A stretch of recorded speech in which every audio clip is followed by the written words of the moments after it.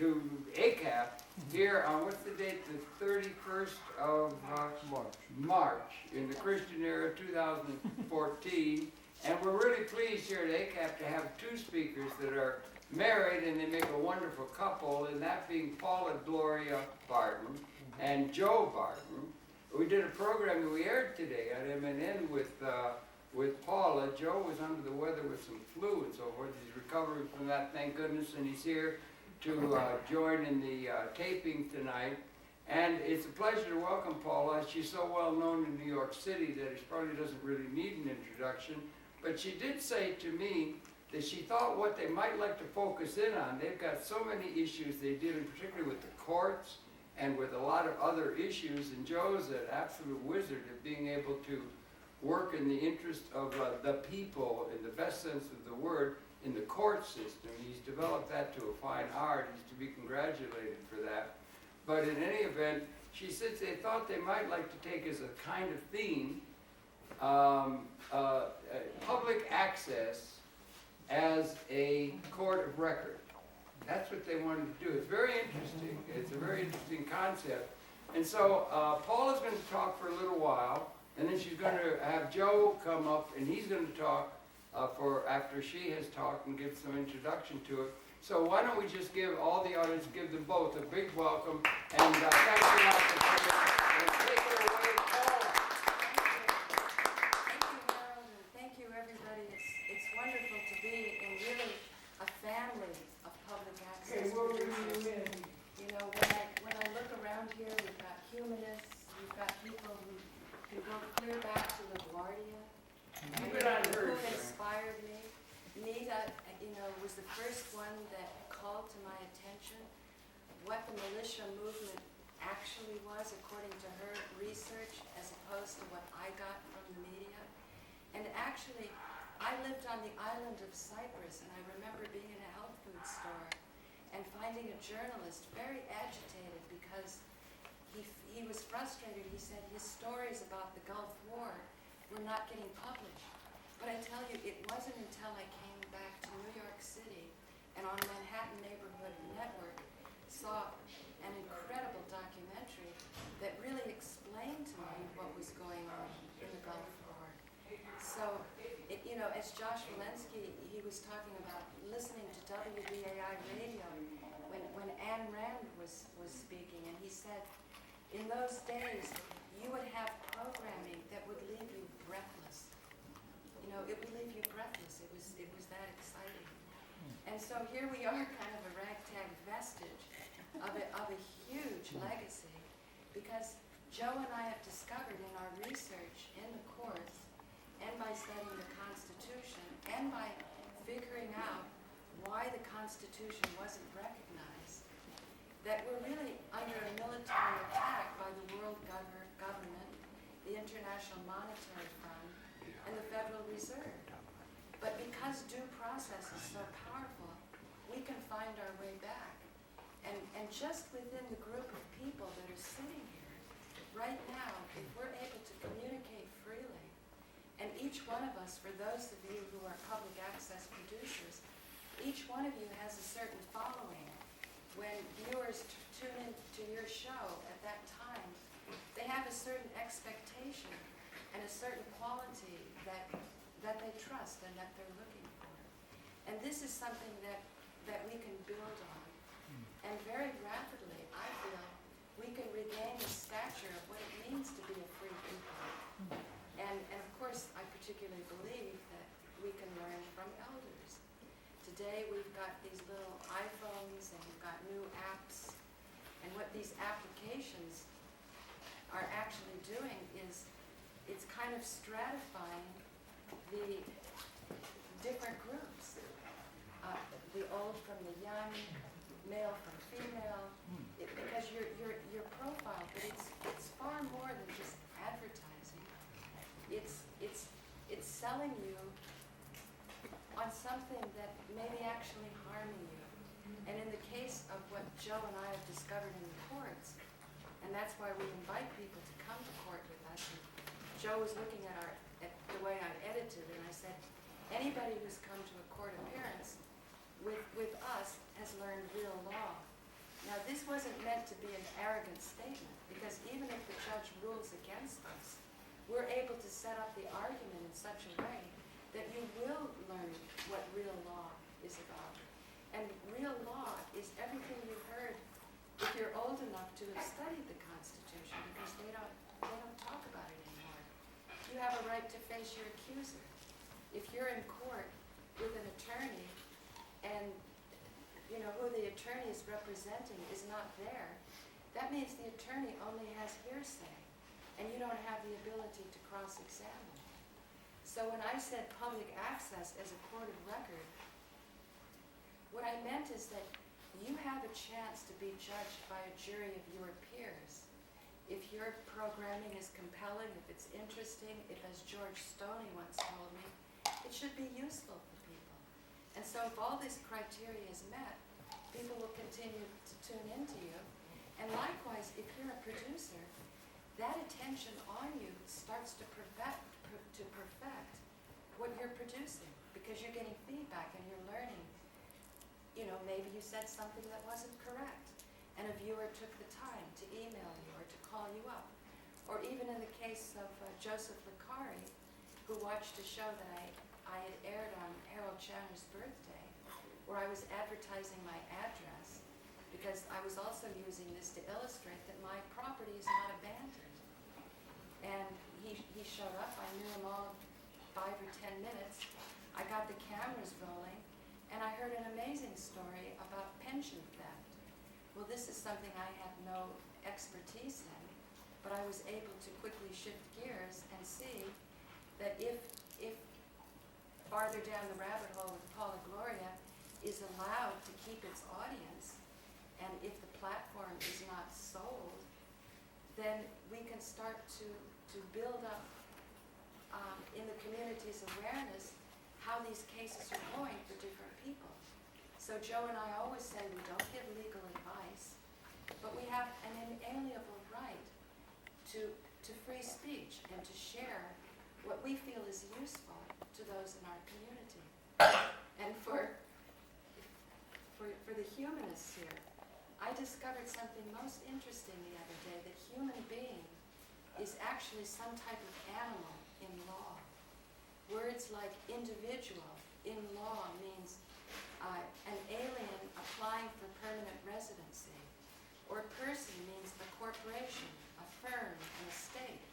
So when we hear these words, human being, or person, or individual, we're going to have a certain reaction to those words, and in court, that reaction could be devastating to your case.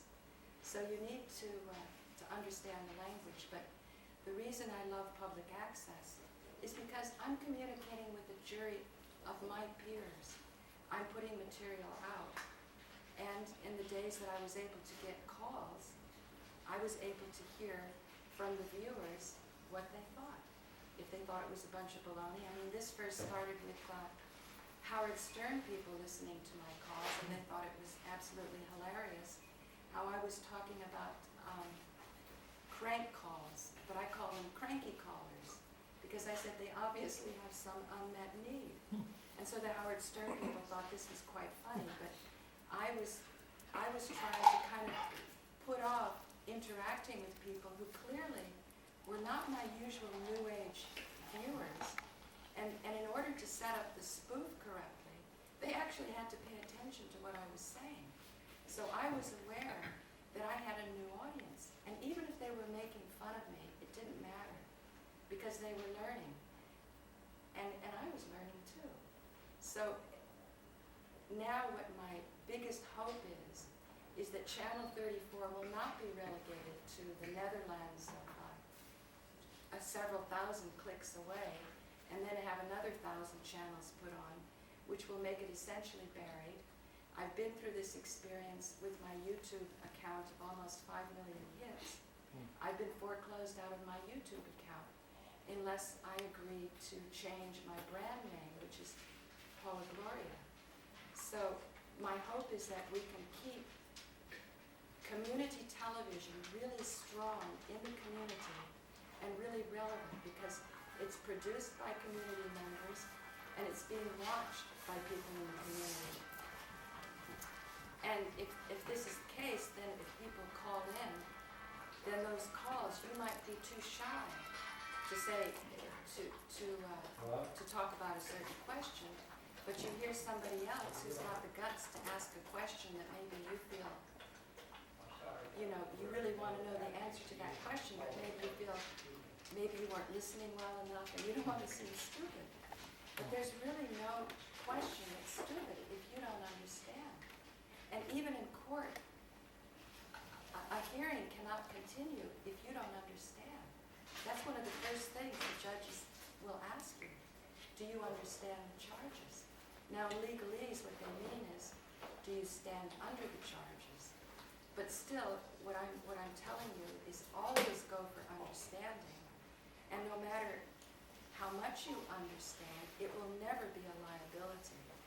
After you understand, you really know what's going on, then you can navigate your way through either your court case or for the sake of those who are public access producers, you can get access to the bandwidth that you need. Because if your message is really a message of free speech, then you are entitled to the public's bandwidth. You're not making a commerce out of providing the bandwidth. What you're doing is you're saying, I have a fervent desire to connect with my community. So without further ado, I want to turn this over to Joe, my husband, and the inspiration in my life. And we'll hear more from him about law, or whatever you want to tell him. Thank you, Joe.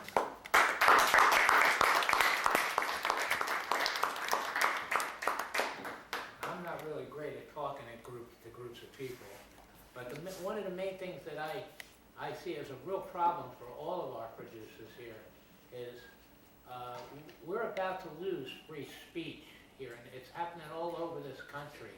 Time Warner Cable has taken what we had built up, the audience that we, the producers, have built up over many, many years, and that audience, always going to Channel 34, made Channel 34 a valuable commodity. Now, Time Warner Cable is going to sell off our labor, what we've created, the valuable commodity that we, the producers, have created, and they're going to put us someplace where our viewers can't find us anymore. A lot of these cable boxes don't even go up to 1995 where they want to put us. So free speech is really under attack here, and our labor is being stolen and sold off by Time Warner Cable. Intellectual property. Right, our intellectual property.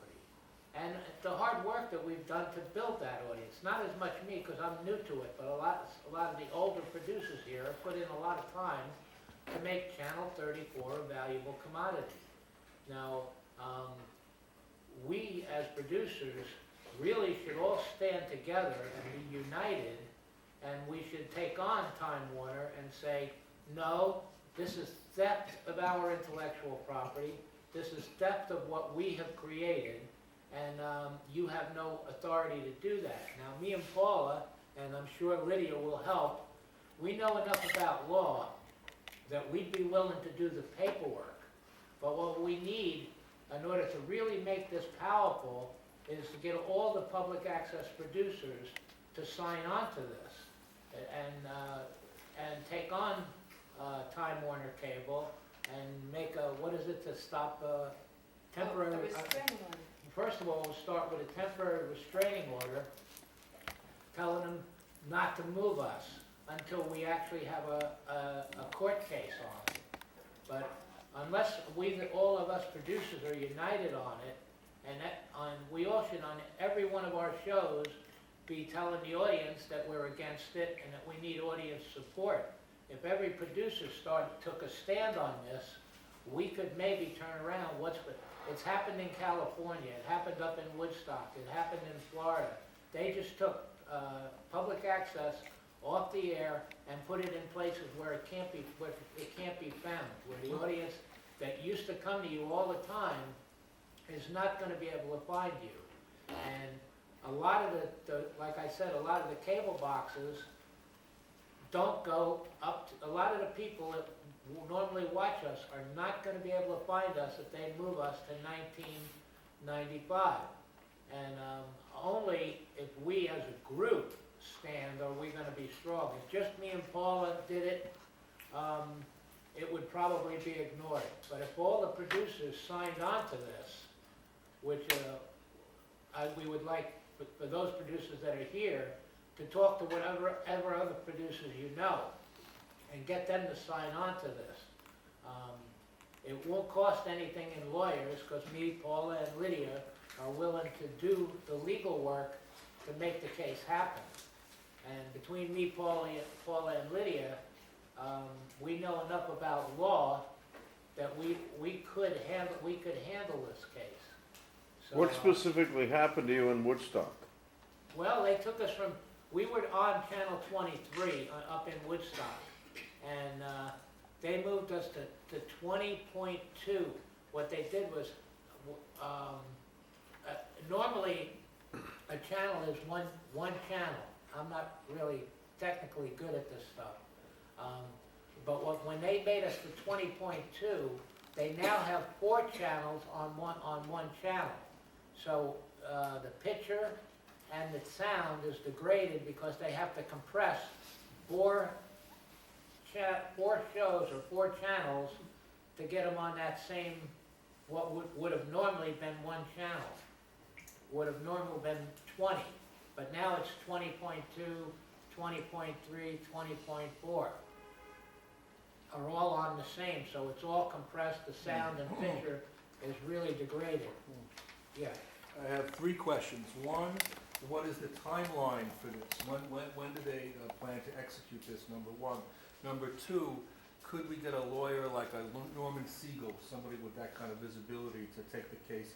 And number 3, if we sign on to this, is there any negative downside for us? Could we be sued or anything? Or I don't think we can be sued. What we're saying, what we want is to keep what we rightfully earned and what we rightfully built and established. Channel 34, and not just Channel 34, the other channels too. We would, what is it, Channel 20? 56. 56. 57. 57. 67. And 67. We wouldn't just do it as just 23, we'd do it for all the channels that are being broadcast from M&N. They don't know what the timeline is. So they don't know what the timeline is. So if you're broadcasting from Channel 34, you're also, and it's been happening for about a year, you're also broadcasting on Channel 1995. So Channel 1995 is mirroring. So we asked, well, when was this going to change? They originally planned that it would happen in about a month or 2, but realistically, they don't think it's going to happen before the holidays. So we have about a year. The Christmas holidays, the New Year. But it could be up to 2 years because it's completely up to Time Warner Cable.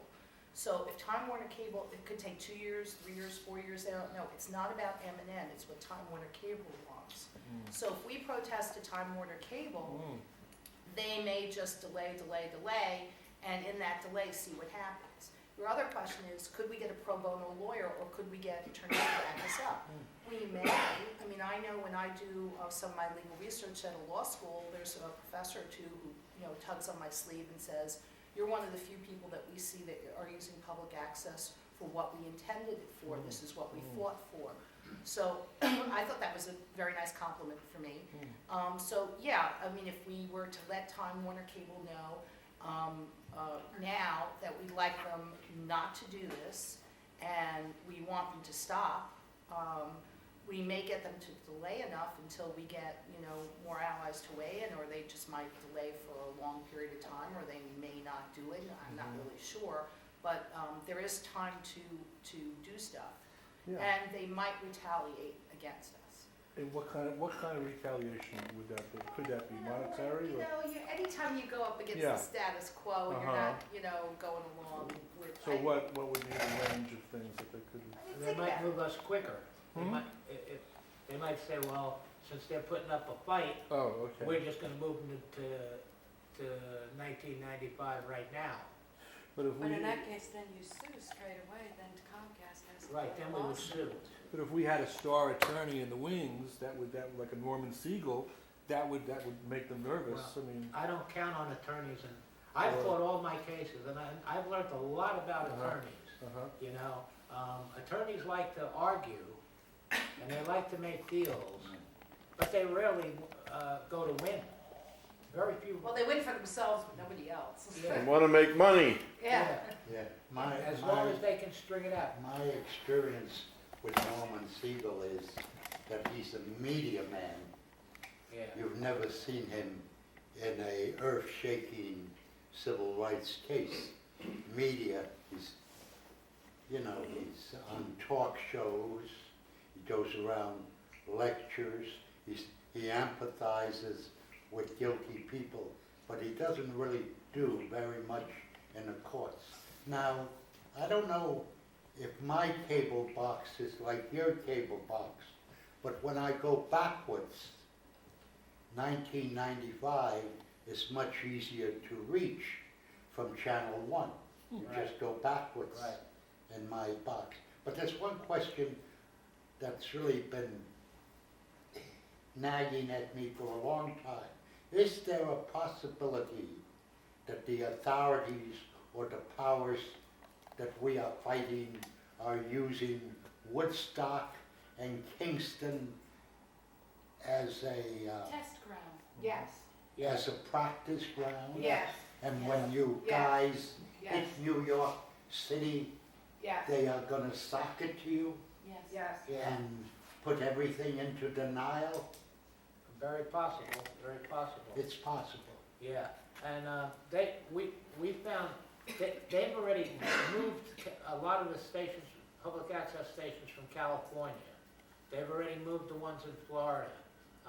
There's some even down south where they moved them, and then if you wanted access to public access stations, you had to go and get a different box, and the general public didn't know. oh my, So, and they're like, well, who's gonna go down and get another box Right. for your cable access? So their whole audience was lost. And then you lose 50 channels, And 50 other channels. And one producer down south, I'm sorry, don't mean to interrupt. One producer down south used to do this like little music show, and then she sort of segued into doing some political stuff, and it was a good way to shut down all her political stuff. So since most of her audience, most of the audience is not going to go and get another cable box, all that the alternative voice and all the questioning and all the criticism was lost. So it just, getting rid of public access just reinforced the status quo. they must be threatened by this. They must perceive us as a threat, They do. and they Sure wanna they knock do. us on They our do. ass And right they now. do. so. And listen, if you're doing, I'm sorry, Mhm. if you're doing public access, one of the producers said to us, we're reality TV. We don't have commercials. People can call in. The stuff that we're presenting is really fundamental for our communities. I mean, I was told that I put out information. Students from my medical school started calling me. They needed this stuff. I'm in the middle of suing a large university. So the information that we put out is very helpful to our communities because we get feedback about it. So we're reality TV, not the reality TV you see on commercial TV. That's all fluff. We're the real reality TV. Just like they put the kibosh on Occupy, they're trying to put the kibosh on us. Right. And what better place to symbolically begin that than Woodstock, which was such a symbolic place of the left, of liberation, of that whole 60s culture. Knock them down and then move forward and do it in other places as well. That's And Pretty scary, huh? very scary, very frightening. we were being very effective up in Woodstock Mhm. on pointing out a lot of the corruption up in the county up there, me and Paula. And we were educating a lot of people on how to fight their own court cases and not get lawyers, We also were pointing out that the local judges were criminals. When we said we called them by name, who these judges were, told what their criminal activity was, and it was shortly after that they really started coming after Woodstock Public Access. And the same thing with the shows that we do down here. We've done a lot of legal research. We've been involved with a lot of people. I don't know if you know Rod Class or Constitution Man or name some other ones. Gene Keating. These are real legal researchers, but not lawyers. You see, one of the things people don't understand about lawyers is when you go into court, if you get a lawyer, you automatically already gave up rights, all kinds of rights that you don't even know about. When you get a lawyer, let's say you were a crazy person and you were in an insane asylum, but you were charged with a crime, right? When they bring you into court, they say, well, you're crazy, you're incompetent to stand trial, to argue your own case, therefore we have to give you a lawyer, right? Because you're incompetent. Well, all courts, when you get a lawyer, assume, since you're not speaking for yourself, that you're incompetent. So the minute you get a lawyer, you're already considered incompetent. And so many people have said to their lawyer, when we go into court, I want you to say this, and I want you to say this, and I want you to say this. And then when you go into court, the lawyer never says those things.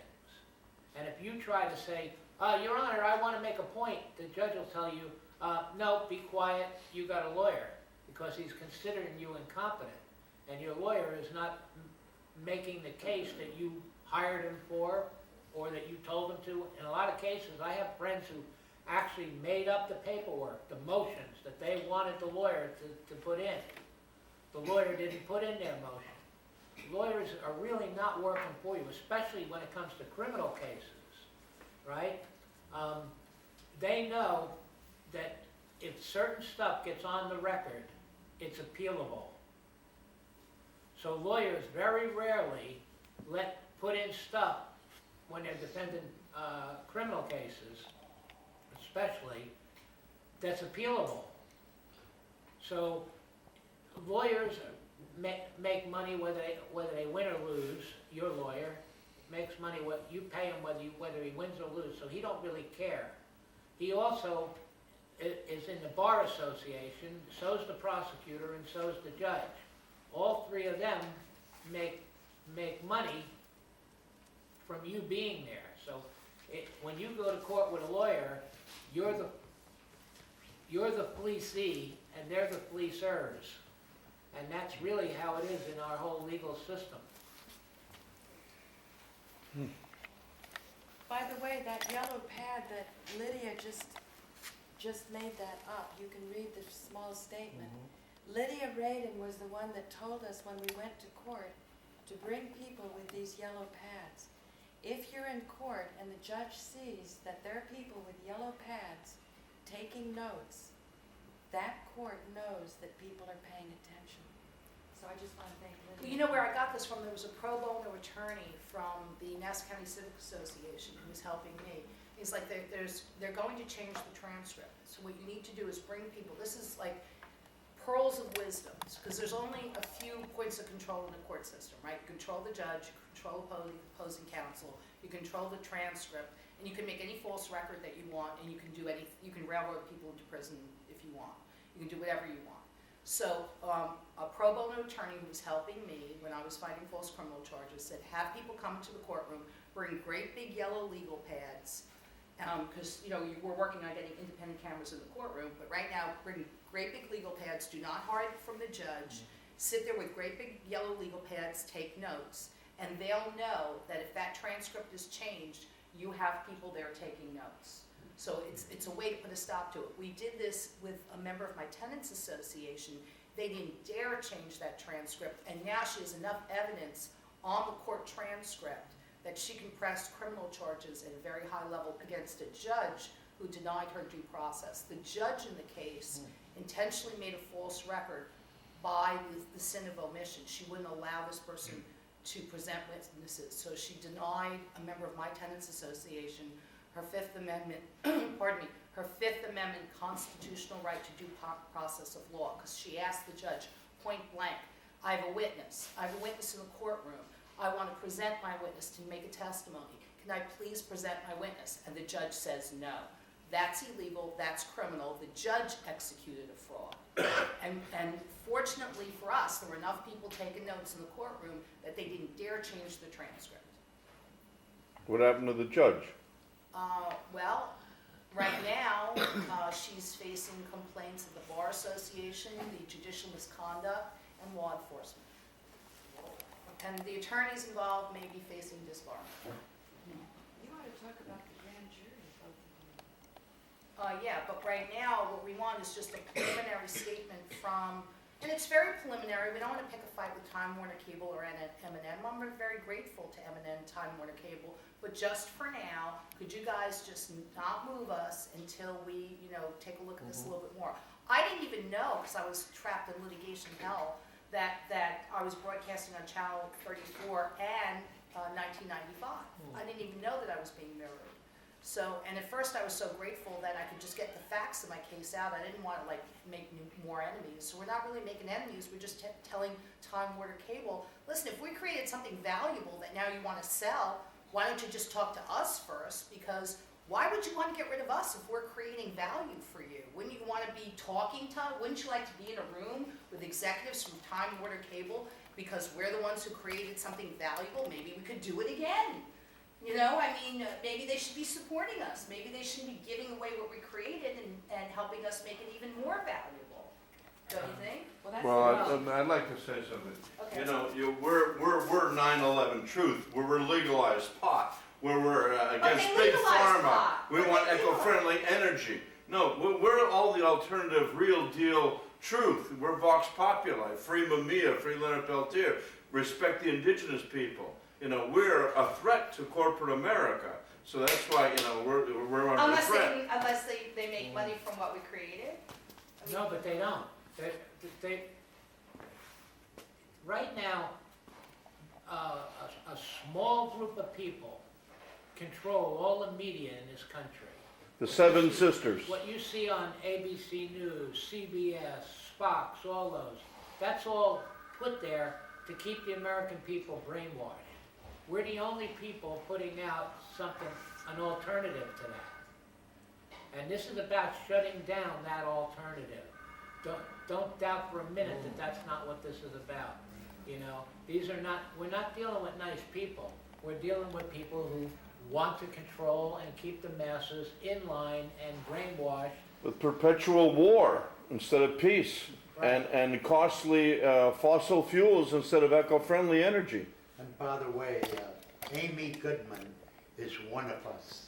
Even though she has a larger budget than we do, she's the one who's broadcasting Ed Summerfield and Mr. Greenwald and all the dirty business that's going on.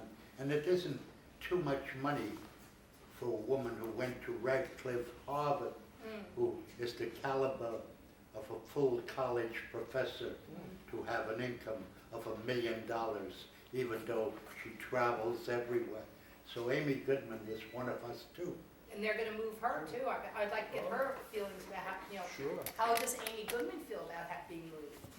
Isn't Al Jazeera on that channel too? Are they moving them too? I don't know. We'll have to ask. Yeah, well, they probably will not like the idea. Actually, they're the ones who have the money, so. Well, we should talk to them. We should talk to Amy Good. We should reach out to Amy Goodman and see what they have to say. Right. You know that the Time Warner has sold the Comstat? Yes. So that's, if you're doing all this paperwork and pushing to Time Warner gonna be gone. So maybe you should be aiming at Comstat instead. Right, but once Time Warner moves us, when Comcast comes in, it's gonna be 10 times harder to get Comcast to put us back than it would be if we just take a stand against Time Warner before the change. What's the story with Verizon? Are they changing their channels too, or what's happening? Because we're streaming it, from what I gather, that they're picking up the stream, whether they're getting it from Time Warner or they're getting it directly from M&N Stream. I'm not sure on that. But they're using the same, what's the company that we're using for Freedom First? Wistia? Wistia. I think they use Wistia also. What time, M&N uses live stream. Oh, M&N uses live Have you stream. noticed the M&N difference in the quality from the web stream than the broadcast stream? Big difference. You're Yeah, getting yeah. it correctly on the web, but you're getting it incorrectly over the air. It depends which IP address, because I get it very low volume over the web. Well, And you have Earthlink, is that right? No. Anybody I log on to. No. I have to call up Hector and he corrects it. But I've complained, I said, why do I have to call all the time? Now that you turn in files, you have a digital audio, you know with pinpoint accuracy. It's not vague anymore.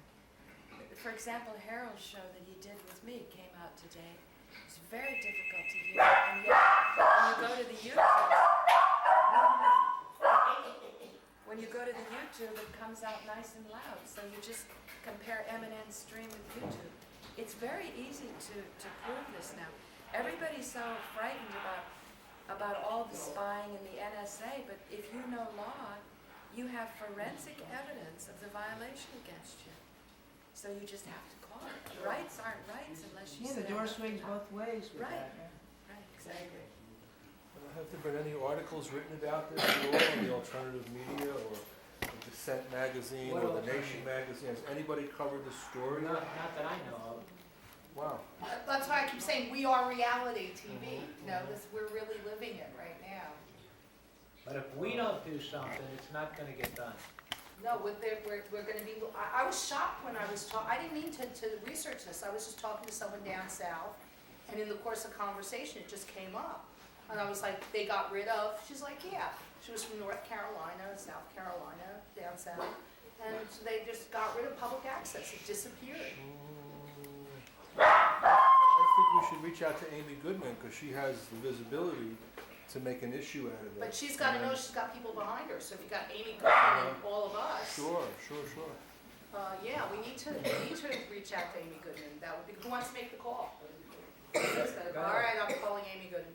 Yeah. Do I have your permission then, people who signed and people who don't sign, that I'm going to reach out to Amy Goodman and I'll say I'm not calling just for myself, but we've got, all the cable producers and we'd like to talk to you. Would that be okay with everybody? Yeah. Okay, good, because I'd rather her know that there are, 25, 30 people who are concerned and I'm not just making the phone call by myself. And that we'd like to talk to her about it. Yeah. Is that good? All right, good, thank you. Yeah, and I'm sure that men like Veronica Kitts and a lot of the producers there would be happy to sign on too. Okay. I wouldn't also be against having reaching out to a Norman Siegel or some other attorney on the left who's ambitious and who really wants to take this as a case. No, but Joe is saying that as soon as we allow a lawyer in on it, we're submitting to the court rules and saying that we don't speak for ourselves. We do speak for ourselves. Okay. I would not be adverse to having an attorney, like a pro bono attorney, help us out. I mean, I'd rather have as many people involved as possible. If we could get you were talking about the professors, the college professor, that really knows law. Yeah. If we could get a college professor to come in on this, I would be for it. Okay. But basically, I'm really against lawyers. They always sell, so many times they sell people out, especially on these big money cases. Time Warner Cable could turn around and say to the lawyer, well, look, we can help your career by throwing some business your way, but if you keep this up, like, I'll give you an example. Okay. When I was putting on the Woodstock Festival up in Bethel, I was putting on free festivals up there dedicated to free speech. And Time Warner Cable and a guy named Alan Gary, who's one of the big people in Time Warner Cable, he's a billionaire, wanted to shut down. They weren't so much bothered by the festival itself, by the music, but what they were bothered by was between every band, I put up speakers on free marijuana prisoners, save the whales, save the rainforest, all the issues that we all care about. And they objected to that. They didn't like that it was that the stage that there was free speech. Then they came in, and the people who said they owned the land, the Yasgur's Farm, where the original Woodstock Festival was held, right, had a forged deed. Now, at first, everybody thought they owned the land, and they were allowing us to put on the free festival because they were charging vendors money, they were making money, so they were allowing it. But they actually had a forged deed, we didn't know it at the time. Max Yasgur sold the property to a guy named Louis Nikotopoulos, right? Louis Nikotopoulos had a girlfriend. I'm not going to say her name because I'm not really into fighting with these people in another lawsuit. But anyway, when he died, all of a sudden, all his holdings were supposedly signed over to her, right? But he also had a wife, Mrs. Nikotopoulos.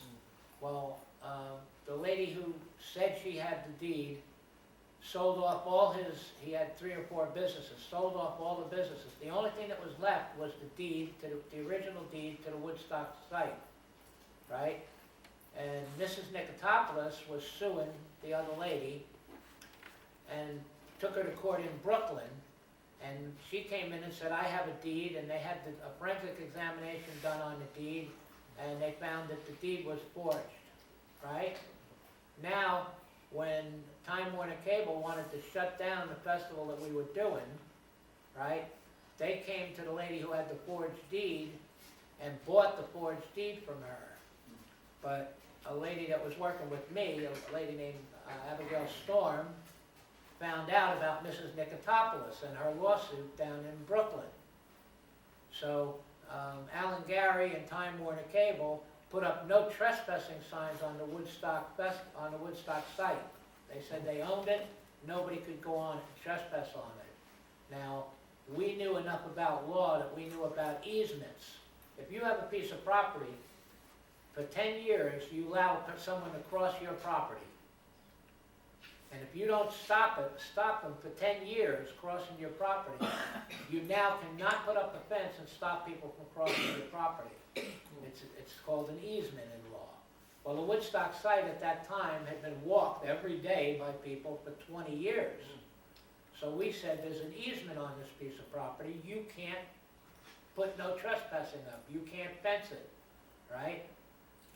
So they said they were going to do it, and anybody on it they were going to arrest. So me, my son, Abigail, Daniel, Abigail's husband, and a few other people decided we were going to challenge it. We refused to leave, and we were willing to get arrested. So they arrested us, right? And they brought us. We took it to court. And we said we've been falsely arrested because he don't have a deed. His deed is fraudulent, right? But Alan Gary and Time Warner Cable were the biggest contributors to the judge's campaign for re-election. So when we went before the judge and we said, in order for him to prove that he had a right to arrest us, we want him to produce the deed. The judge said, he's a billionaire. If he says he owns the land and he don't have to produce the deed. He said that? Yeah, this happened. And was not impeached immediately? I mean, Right, this is all right, unbelievable. now, he found us guilty of trespass and fined us $100, and we got a lawyer. We got a lawyer who was a real estate lawyer, who knew about easements, right? And he was going to appeal. Now, we had 30 days to appeal, and he was gonna do the paperwork for the appeal. We went to him after 30 days, and we said, what's happening with the appeal? He said, I didn't file it. We said, why didn't you file it? He said, because Alan Gary's sent 2 lawyers to me, right? And he was a real estate lawyer in Ulster, in Sullivan County. He said, Alan Gary sent 2 lawyers to me, and they told me that if I filed this appeal, that they would ruin my career, that I would never sell another piece of property in Sullivan County. And he said, I have 3 kids, and I can't afford not to do it, so I didn't file the appeal. So that's the game that Time Warner Cable and Alan Gary play, you know. So to get a lawyer, don't think they won't threaten your lawyer. It happened to us, and What if we got a law school class to adopt us on a free speech issue? Because, it's hard to go up against the whole school. Yeah. And I'm sure if you Great idea. if you appeal to young people who tend to be idealistic and want to challenge the system, but if we could get into a law school clinic and say this is a free speech, if you kill the alternative medium, yeah. Yeah, this is free speech, and there are people like Kunstler or Lynn Stewart and people with integrity Yes. that will try to uphold and defend the Vox Populi. That's right. The National Lawyers Guild, Yeah. the Center for Constitutional Rights. The Urban These are all Justice good Center. groups. How about the Urban Justice Center? Ratner. If you get enough people to say, that they created value and their audience is there and their audience is used to tuning in, leave them be there. So, if we could get That's a adopted. good idea because, we're talking about public access, but there's also the government channel and the educational channel. Those have been sold off, and now we're seeing, the danger of that. Now we're living through that. When you said it was the ideal, it's because your show is educational. And when you call a judge a criminal, if you can't back your statement, you should be sued. So when Joe and I did that, we wanted to be taken into court by these judges because we wanted to straighten out the mess. So But they do that all the time because my medical school has been threatening me with defamation suits for going on 20 years. And every time it's ridiculous. I'm like, sue me already. And every single student that called me, the first letter they get from the medical school is, if you talk about your case with you for defamation, we're always like, go ahead. Please go ahead. And they never do it. It's just a scare tactic. And since we're public access producers, we've all been defamed anyway. There's no respect for public access producers. We don't have access to the statistics, and we accept that. How come they know the ratings on all of the other channels, but we're too unworthy to even know the ratings? So we have already accepted being defamed. So we have nothing to lose. That's what Joe is trying to say. This is an Is a important issue. lawyer needed to feed his family. We just need to communicate with our audience. That's all we're asking. Let me tell you another thing about what happened up in the Woodstock. When we were fighting to make the Woodstock site free for all people, that nobody owned it, right? And that there was an easement on it so people could always go on it, and free concerts could always be held on it, right? Well, the Time Warner Cable and Alan Gary hired a guy named Darryl Supak, he had been head of security for the Pentagon. Now, they had to bring in the head of security for the Pentagon to go against a bunch of hippies who were trying to throw a free festival. It must take you pretty seriously. That's right. Yeah, I'm not exactly. really flattered with Yeah. you. But he came to us and said, you hippies, you just protest. When we want to change a law, we just change the law. So, what he was Something, I changed the law too, so you can change the law too. I changed the law too in Jersey. So I got a new law passed in Jersey. There's a new law. So you know what, you want to play that game? We'll change the rules too. My landlord did horrible things to me.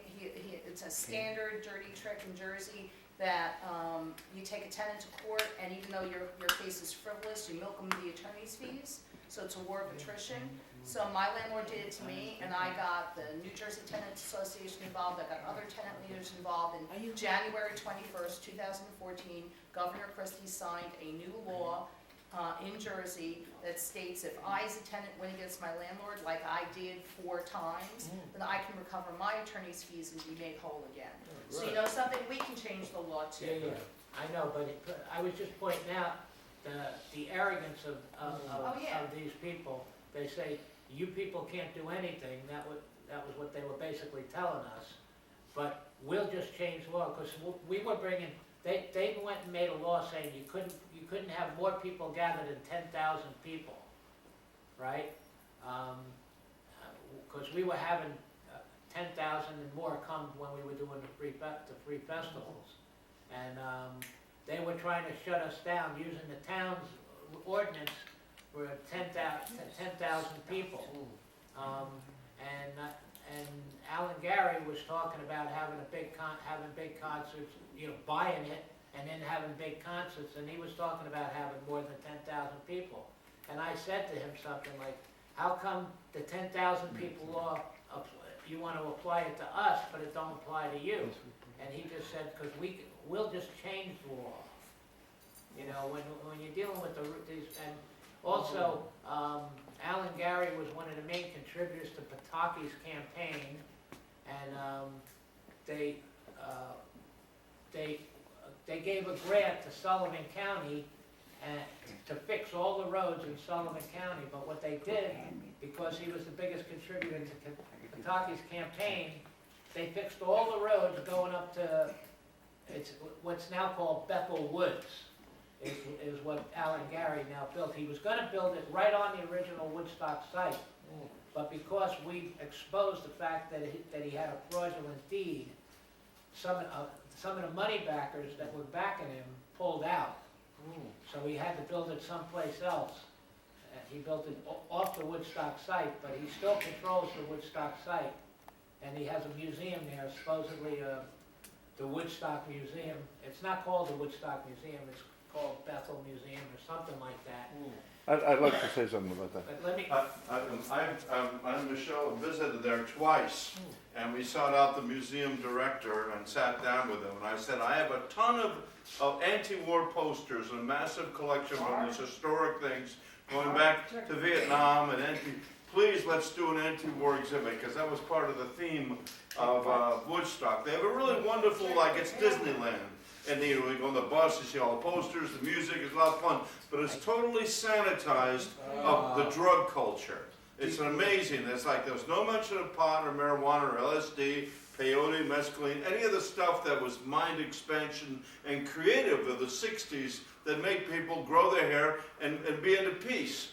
And it was like suddenly, they wanted to crank up Vietnam. So some Pentagon schnook took this beautiful exploration of mind expansion and countercultural hippie revolution that was happening in 68, 69, 70, and just put the kibosh on it for future generations to say, oh, come to Woodstock and look at Woodstock. Great music was playing, but there's absolutely devoid of any of that anti-war and mind expansion, countercultural smoking and trying acid. Joe has a lot of interesting stories about that. He was there. He was in the medical tent.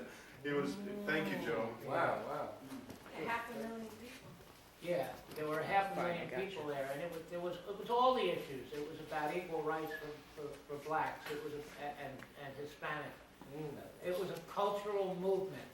When you go into that so-called museum, all that is sanitized out of it. In our lifetime, they've rewritten history.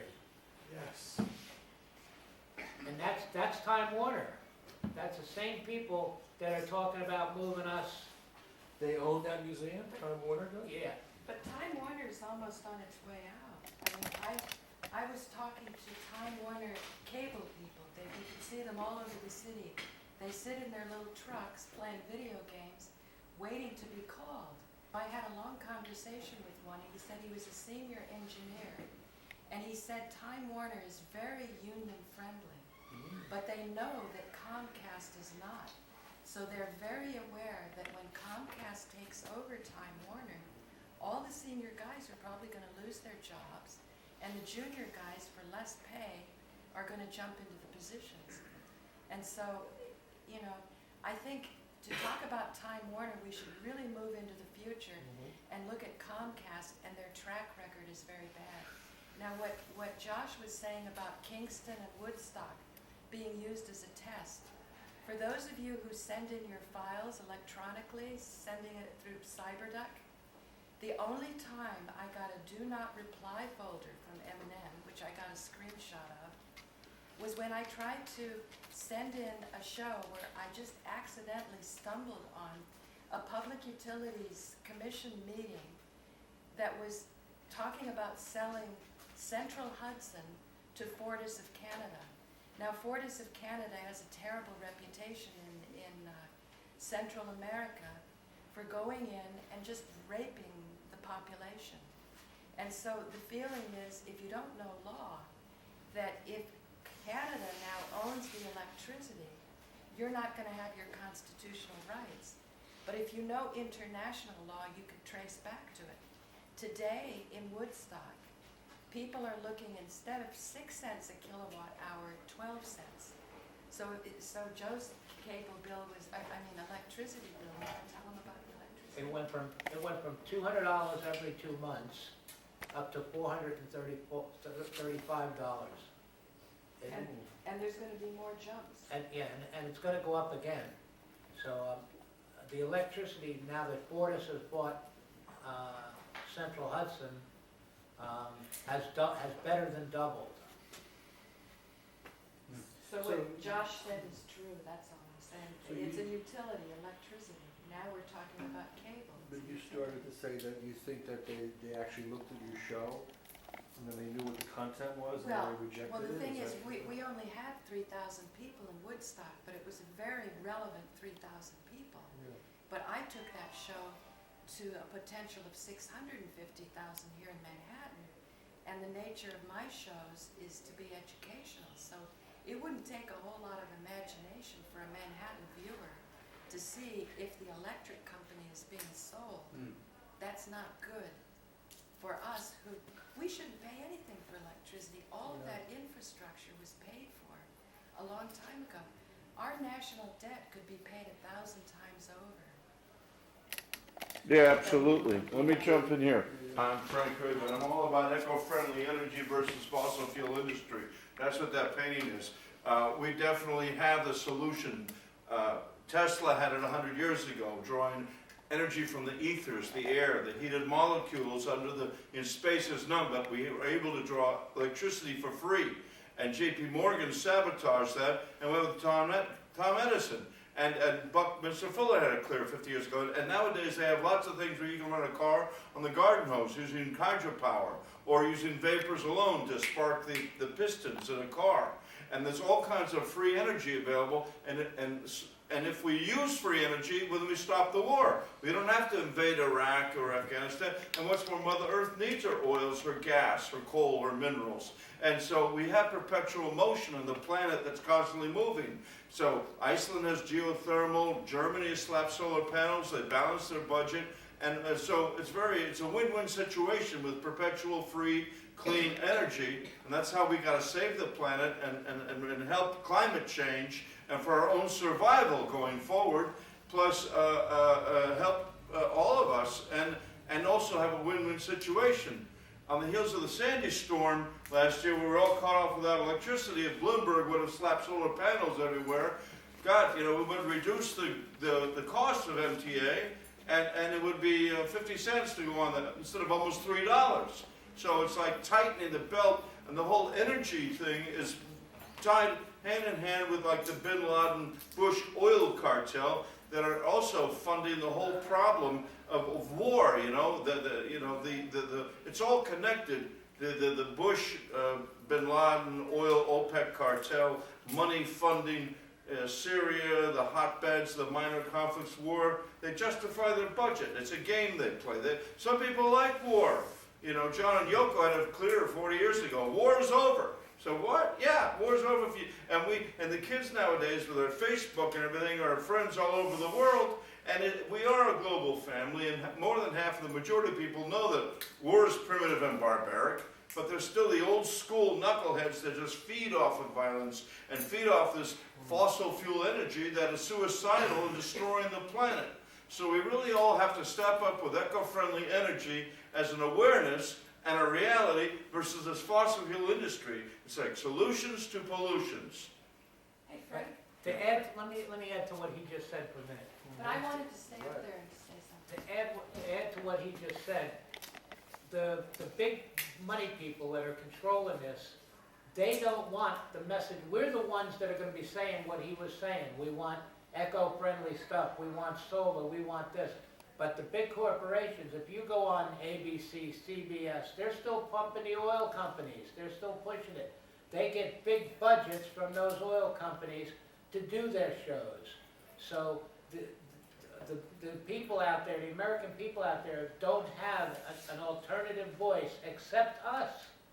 So we have a real responsibility to fight and do what we have to do to keep free speech alive.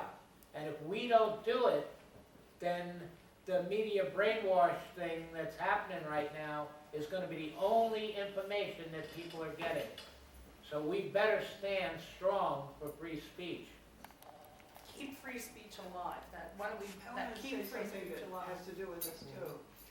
I'm Nita Renfrew, and recently I didn't have any telephone or internet for 2 months. I have Verizon, and I live in the 70s, just half a block from Fifth Avenue. So it's not, and I found out that there were 2,300 lines out. This is all up and down Fifth Avenue. This is not the normal people who don't have, telephone lines and so on. So, when I would call Verizon, they kept saying, well, it'll be another 2 days, another 3 days, and I'd get people in India and the Philippines and wherever. So what I started doing was going out in the street and talking to the guys who were pulling up the manhole covers and had little tents all over the place. And one of them said to me, I said, what's really going on? Because it was really cold at that time. And he said what they really want is they want to discourage everybody from having landlines. Right. And I said, why? I mean, I know the answer, but I wanted to hear what he had to say, because these telephone repair people are they're pretty smart. Yes. They're really bright people. Yes. And he said, they make more money with cell phones.